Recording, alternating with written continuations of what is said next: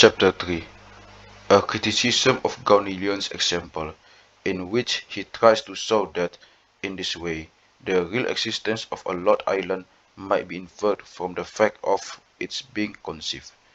But you say, it is as if one should suppose an island in the ocean, which surpasses all lands in its fertility, and which, because of the difficulty or the impossibility of discovering what does not exist, is called a lost island, and should say that there can no doubt that this island truly exists in reality.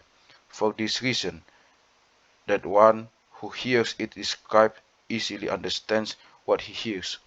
Now I promise confidently that if any man shall devise anything existing either in reality or in concept alone, except that than which a greater be conceived, to which he can adapt the sequence of my reasoning, I will discover this I will discover that thing, and will give him his lost island, not to be lost again.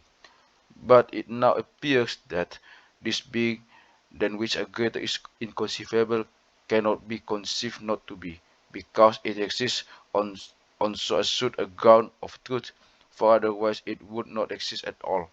Hence, if anyone says that he conceived this being not to exist, I say that at the time when he conceived of this ether, he conceived of a being than which a greater is inconceivable, or he does not conceive at all.